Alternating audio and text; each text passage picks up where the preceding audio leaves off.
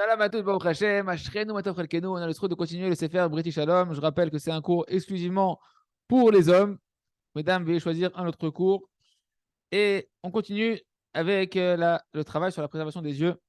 Einai Tamid Imcha. Mes yeux seront toujours tournés vers toi, Hashem Itbarach. Un homme, il faut qu'il sache qu'il a un Yetzirah qu'on connaît tous, qui est le Yetzirah de la curiosité. On a au fond de nous un mauvais penchant, voulu par Hachem pour notre libre arbitre, qui s'appelle la curiosité, qui fait que tu as toujours envie d'aller mettre ton nez et regarder ce qui se passe autour de toi. Et un homme, tout homme, il doit s'habituer à retirer ce Yetzirah de la curiosité. Ce n'est pas quelque chose de sain. De chercher à aller voir ce qui se passe ailleurs, dans les horizons, à droite, à gauche. Tu n'as pas besoin, ça ne te concerne pas. Ça ne te concerne pas. Regarde dans ton assiette, mets-toi de ce qui te regarde, occupe-toi de tes oignons. Tu dois avoir une curiosité. Pourquoi si cette qualité de la curiosité, elle existe, elle sert à quoi? Comment je la canalise? Être curieux dans la Torah, être curieux de connaître Hachem, être curieux de découvrir la spiritualité. Et la mauvaise curiosité, c'est-à-dire de s'occuper de ce qui se passe chez les autres et autour de soi, ça ne doit pas du tout t'intéresser.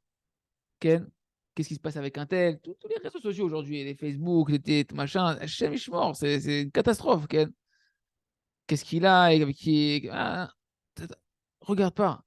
Tu dois, Ken, tu dois chercher à regarder uniquement ce qui se passe autour de toi dans ta propre vie, les gens à qui tu dois faire du bien, les gens qui sont ta femme, tes enfants. Oui, tu dois t'intéresser. Oui, tu dois savoir ce qui se passe pour eux, parce que c'est important. Et t'as une mitzvah de faire du chesed avec eux.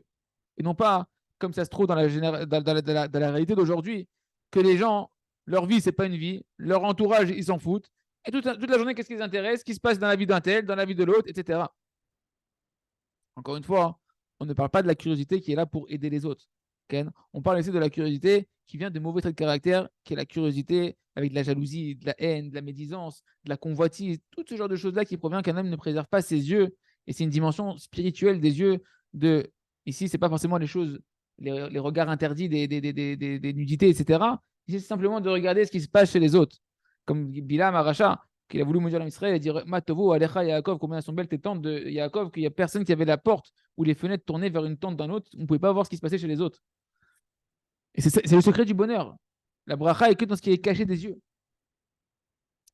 En particulier, que c'est sûr que maintenant qu'on a parlé de la curiosité de tout type, alors ce qui va endommager le plus, bien évidemment, c'est les regards vers la vanité de la beauté, le mensonge de la beauté des femmes, etc.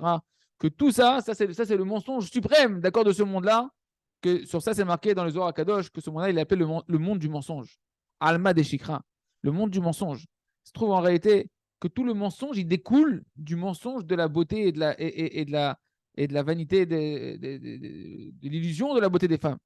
Que celui qui regarde ce mensonge-là, de la beauté des femmes, alors il tombe dans un voile, dans une illusion, dans un mensonge, dans un imaginaire qui est tout l'imaginaire de ce monde-là. Ça ouvre en fait la porte à tout l'imaginaire du mensonge de ce monde-là. Et il oublie complètement les créateurs, il oublie le monde futur, il oublie c'est quoi le véritable bonheur, et il n'arrive plus à se connecter avec la vérité d'une bonne manière. Parce qu'en réalité, tant que tu es connecté au shaker, au mensonge, tu ne peux pas être connecté à la vérité. D'ailleurs, shaker, le mot shaker, c'est le mensonge. C'est les mêmes lettres que kesher, le lien. Quand tu te lies au mensonge, tu coupes le lien avec Hachem. Et à ce moment-là, tu ne peux pas ressentir Hachem, tu ne peux pas avoir de la bracha, tu ne peux pas avoir de la simcha. C'est antinomique. Ou le mensonge ou la vérité. À l'extrême opposé, tu as le mensonge. Et de l'autre côté, à l'extrême opposé, tu as la vérité. Et ils ne se rencontreront jamais. Il y a pas, les deux extrémités d'une droite qui reste droite ne peuvent pas se rencontrer. Et l'essentiel du mensonge, sur lequel on doit prier tous les jours, une demi-heure par jour, ça aide des doutes, duquel provient tous les autres mensonges de ce monde-là, c'est le mensonge de la beauté des femmes. Il reste que nous préserve et qu'on puisse prier tous les jours, chacun à son niveau, commencer par 5 minutes, 10 minutes, un quart d'heure, et arriver au moins à faire une demi-heure et savoir qu'une demi-heure dans la génération, c'est pas suffisant, mais et d'avoir une prière tous les jours, quotidienne sur ça pour s'introspecter et demander à Kadosh Baruch Hu de l'aide de passer un jour propre au niveau de ses yeux et de ses pensées, car c'est la clé du bonheur et de la bracha. Chazak, Benit Chazek.